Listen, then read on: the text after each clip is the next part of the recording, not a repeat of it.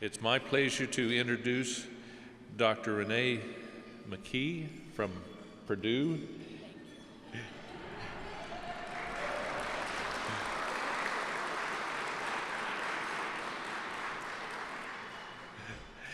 It was fun to have a brief conversation with Renee as we were having lunch and learning all the things that she was doing. If you look at her information and her biography there, one of the things that always impresses me is when we have leadership within our organization that started out in the real world at the county level. And Renee has been there, been in the trenches, and really worked one of those great programs, the 4-H Youth Development Program. And she's taken the leadership experiences that she had at those levels, and as she moved up through Extension, is taking advantage of the opportunities and brought that leadership to Extension. She's currently Assistant Director of Purdue Cooperative Extension and also serves as a state 4-H development leader. She has more than 35 years of experience working with land-grant universities and has been a member of Epsilon Sigma Phi since 1989. As I listened and we talked today, one of the things that really jumped out at me was her commitment to education and the youth development across the nation and literally across the world. Under her direction, Purdue Extension has received over $13 million in grant funding since 2009, and she worked to establish an internship program for college students working with the military bases and military families literally across the world. She was saying she had interns that she's placed in a number of countries, including, I believe, Japan and Guam and other places across the nation, or across the globe. And so we're really pleased to have the opportunity to recognize Dr. McKee, and she's going to talk to us about Extension volunteers. How will they impact our future? Thank you.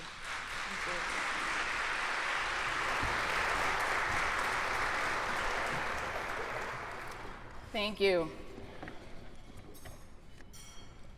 And I can't tell you how humble I am to be standing before you today as the 2014 Epsilon Sigma Phi Ruby Award recipient. It's an extreme honor to be with you as my colleagues from the Alpha Lambda chapter host this 2014 national meeting here in Indianapolis. I sincerely hope that you've been enjoying not only our capital city, but also this beautiful and historic property. It's also very special for me to receive this honor during the year in which we're celebrating the centennial of the signing of the Smith-Lever Act, the launch of the Cooperative Extension System, and our collective promise to the future of a unique system and the contemporary application of Extension's transformational and educational programming. It was with a great deal of surprise that I learned this spring that my colleagues in the Alpha Lambda chapter had worked behind the scenes and without my knowledge to prepare and submit my nomination for this distinguished honor. I think there was a little sneaking going on somewhere. It was an even bigger surprise to receive the notification that I would be the 2014 recipient of this award. I have a number of people with me today who've contributed to my being here, to my success during my career, and I'd like to take just a few minutes to acknowledge them for having provided unwavering support as I've journeyed through my life and career with Purdue Extension. Though I don't recall ever a specific conversation regarding my future or while I was growing up, I also don't remember a time that I didn't understand the importance of obtaining a college education and being a first-generation college student. I'm extremely grateful that my parents instilled in me the importance of education and made it possible for my journey through a life and career focused on lifelong learning. I'm sure my dad is looking down at this moment and is smiling ear to ear at the thought of my being at this podium. And I'm grateful that my mother was able to join me here today, and she's here at the front table.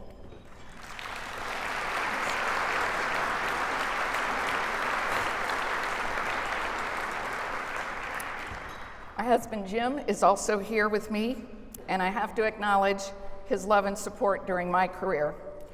I'm certain everyone in this room understands Extension isn't just a job or a career, but it becomes one's lifestyle. As I reflect over the last 35 years, there have been times when I was gone from home more than I was there, or when I was there, I was buried in paperwork or I was on the computer, and Jim was always there keeping the home fires burning. This brings me to my daughter, Rachel, our daughter, Rachel, and her fiance, John Carroll. They were able to travel from Chicago today to be with us. And I can't tell you how proud Jim and I are of the young adults they've each become as they've launched into their professional careers and are now planning their future together.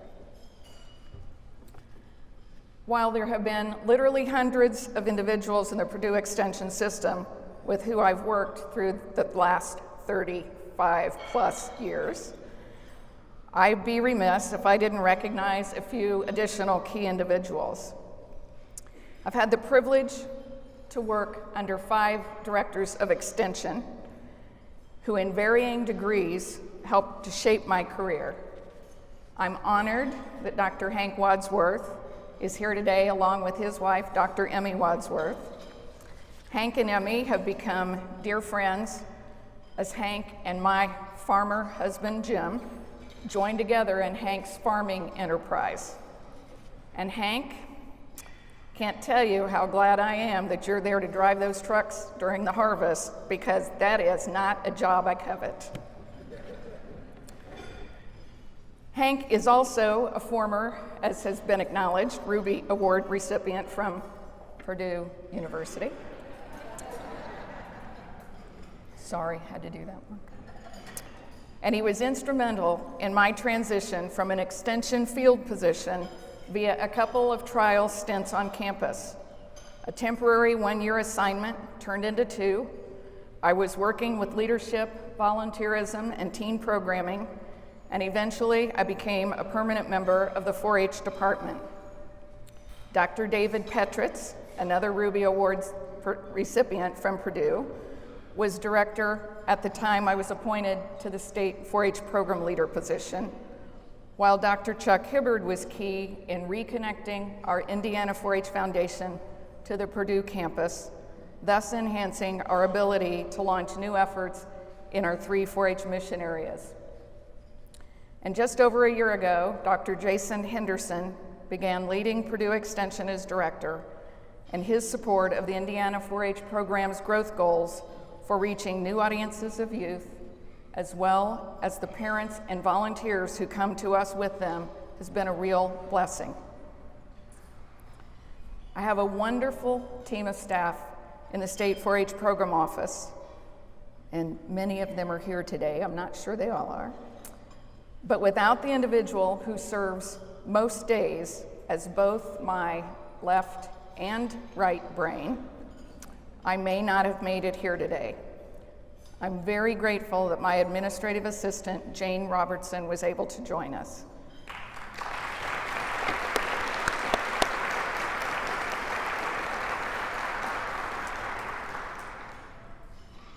I really wouldn't have forgotten about my responsibility with all of you today, but can assure you, Jane has spent the better part of the past 2 weeks keeping the wolves at bay so I could focus on getting this presentation finished. I titled this lecture, Extension Volunteers. How will they impact our future? The Smith-Lever Act of 1914 created a systematic process for funding ongoing extension education. And we all know it was visionary leaders like Seaman Knapp, A.B. Graham, Jane McKimmon, and Booker T. Washington who helped to move our nation's land-grant universities toward a model of cooperative extension education. This model placed professional educators in local communities with the goal of improving lives, and I would suggest it didn't take those university personnel long to realize Their efforts in those communities could be greatly expanded and enhanced when they enlisted key individuals to support and work with them. In the extension system, we call those key individuals volunteers. Volunteering is a strong component of the fabric of our nation, and we know that volunteering spans generations.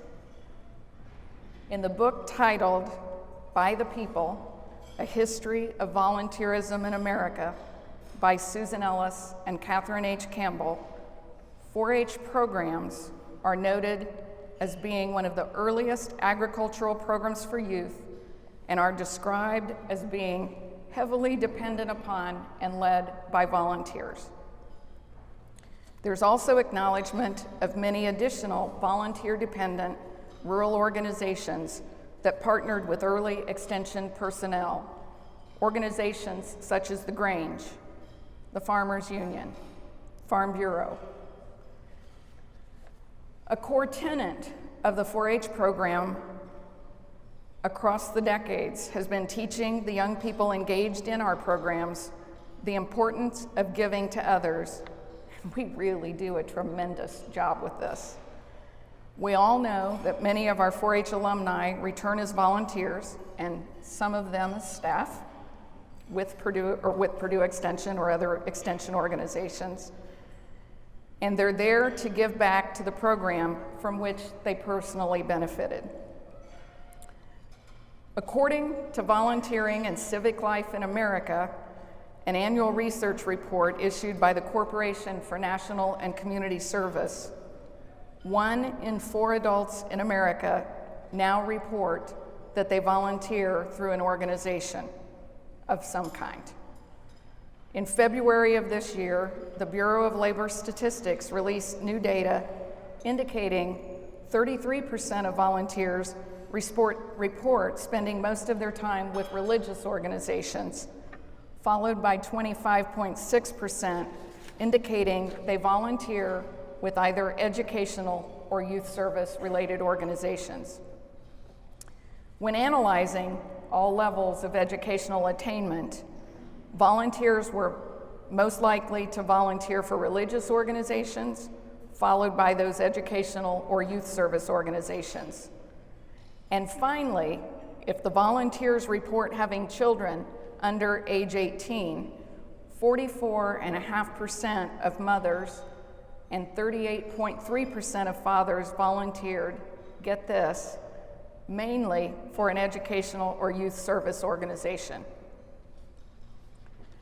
Now, as an individual who's spent a career working in 4-H youth development, I think this is pretty great news, especially when one considers that volunteers who work with extension programs enrich not only those they serve, but also their communities, and that volunteering can improve an individual's life by allowing them to gain new experiences and to build new skills. These data also indicate we may have better than a 1 in 3 chance of having a 4-H parent become a volunteer if we would only ask them to do it. Does this ring a bell with anyone in Indiana? As our extension programs have grown across the decades and they've evolved to meet the continually changing needs of our clientele, we sometimes find ourselves with new and unique challenges. Volunteering in our system is not what it was when the extension system began. When I reflect back on my first assignment in extension, we accepted virtually everyone who came to us indicating they wanted to serve as a volunteer with 4-H.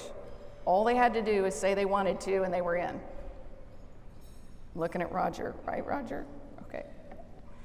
Today, we have formal application processes, required reference and background checks, behavioral expectations, liability releases, et cetera, and those have all become necessary, and expected norms for those adults who choose to volunteer with young people.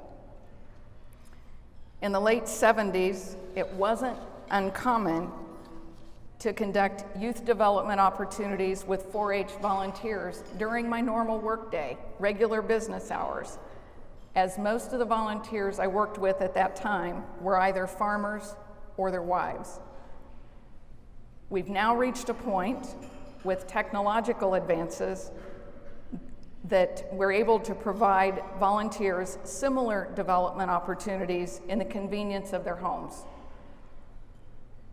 The transitions and changes in the profile of our volunteers today, the technologies that we and they have access to, as well as the changes and requirements for serving as a volunteer connected to a public university in a post-Jerry Sandusky environment, are extremely difficult for some volunteers and other individuals to accept.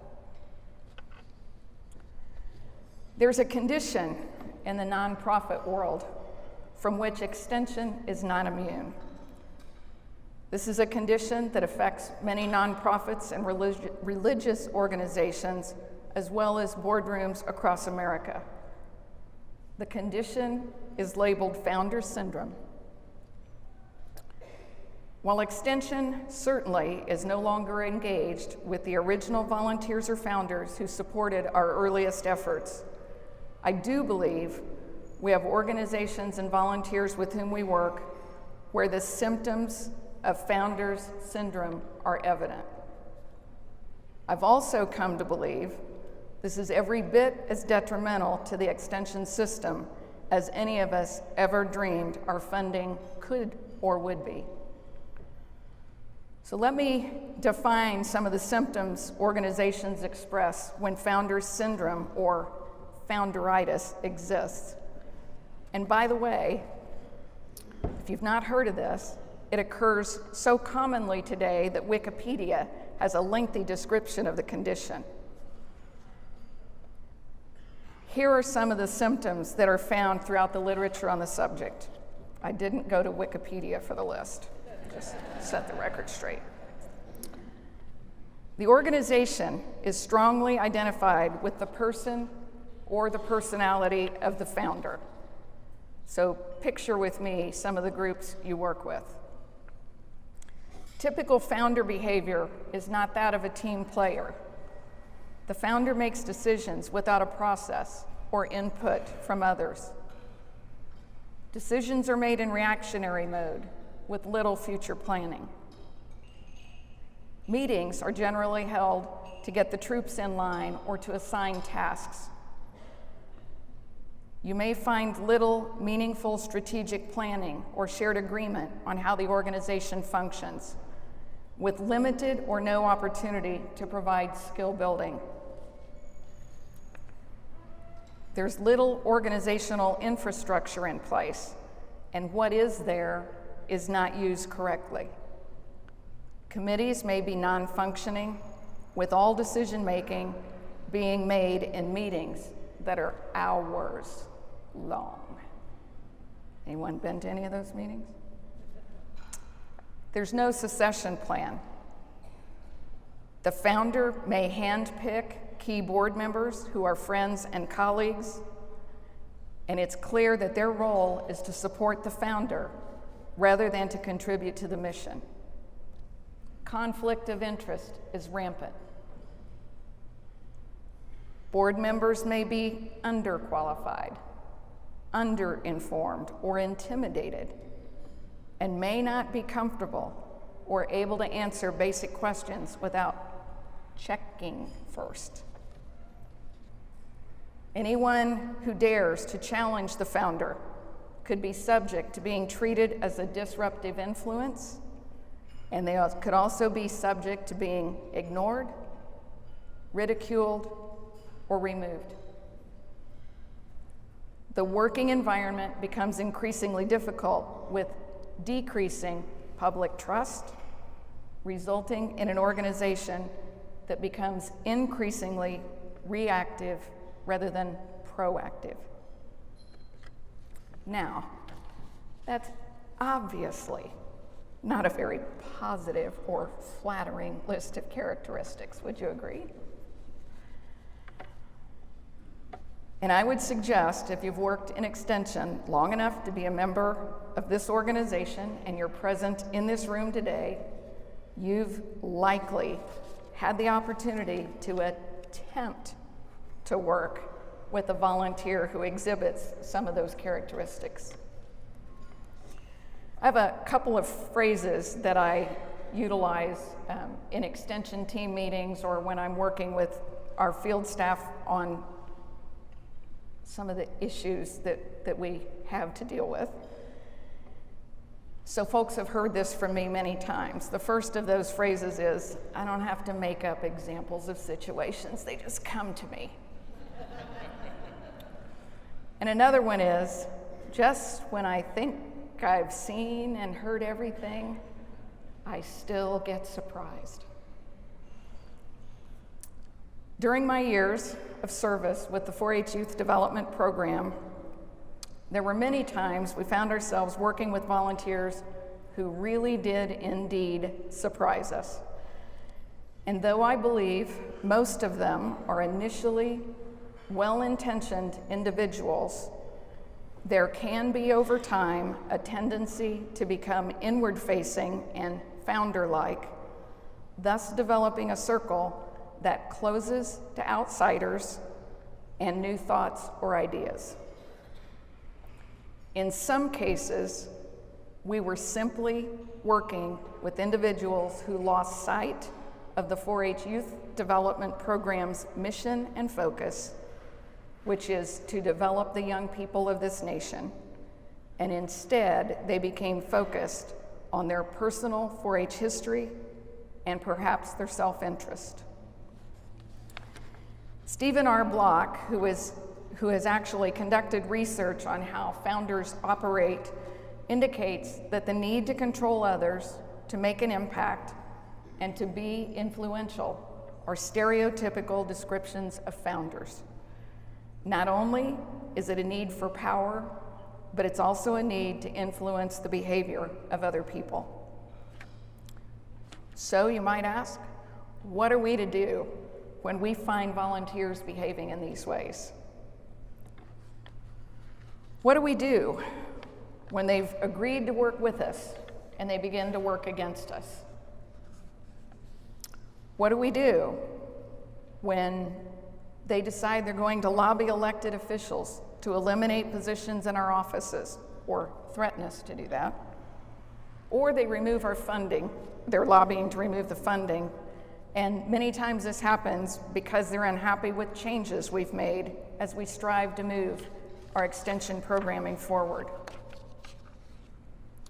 What do we do when they begin social media attacks on extension personnel, other volunteers, or maybe even the youth engaged in our programs? What do we do when they object to our obligation to diversify the profile of those working with us to guide future organizational direction? Or even more disconcerting, what do we do when they publicly declare we shouldn't be working with those people? Now, perhaps, just perhaps, the questions I've asked are only relevant in Indiana. Or only apply to the 4-H program.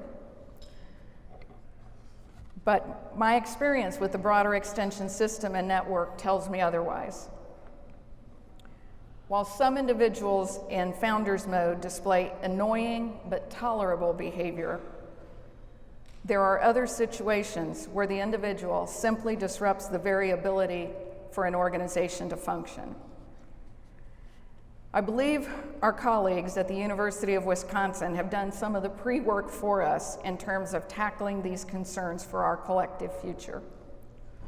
Paula Rogers-Huff and Sue Plescock provided an article entitled Strategies for Change in Volunteer Organizations in a December 2012 article in the Journal of Extension. And I'd like to leave you today with some of the recommendations they provide for staff who find themselves dealing with Founder's Syndrome. I hope these recommendations may help answer the question of how we guide Extension volunteers to support our future. Number one, awareness of Founder's Syndrome and the characteristics that accompany Founder's behavior will likely lead to solutions. Secondly, the bylaws. You know, those documents we tend to put away and forget to help people revisit. Bylaws can guide our partner organizations and serve as an important tool to guide a group in a positive direction. Structuring them to encourage term limits leads to the involvement of new individuals and begins a shift from a founder-driven to a community-driven organization. Procedures are needed to assure new members are selected based not only on current, but also anticipated future needs of the organization. Providing role descriptions is key to allowing all members of the organization to understand what is expected. Volunteer education that focuses on building skills and understanding with respect to the concepts of conflict resolution, diversity, inclusivity, and the creation of welcoming environments are key. And I would suggest those are the kinds of things volunteers don't ask us to provide to them, right? Also, working directly with individuals who exhibit Founder's characteristics while challenging will no doubt improve the situation. Putting our heads in the sand and hoping the situation will take care of itself just won't cut it. There are also times when it may just become necessary for an individual to be reassigned or to retire from the role he or she has served. Ultimately, how we deal with a founder may come down to the question of whether or not the founder or founders are more committed to what's best for the organization and the community of individuals it serves, or to doing things the way they've always been done. I believe that we, as individual employees of a system committed to meeting the emerging needs of individuals in ever-changing communities, owe these final recommendations to our future constituents. We should commit ourselves to helping volunteer founders transform themselves and the organization by focusing on the future rather than the past. We can do this by working with members of the board who have an interest in making meetings matter.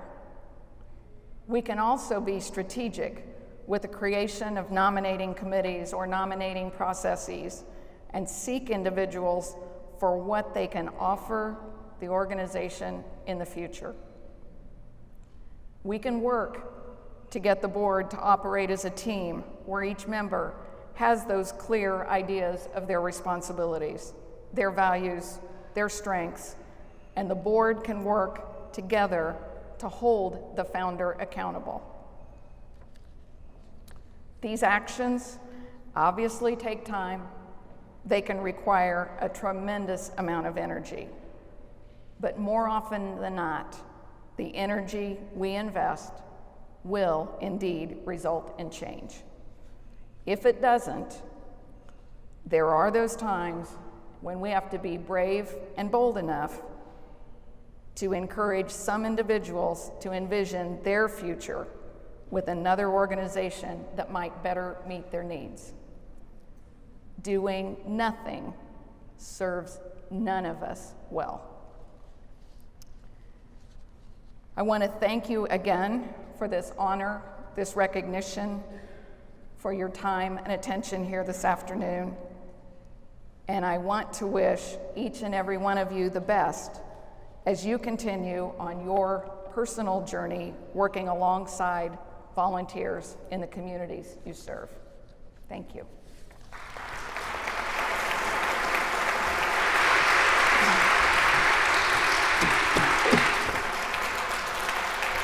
Thank you. Thank you.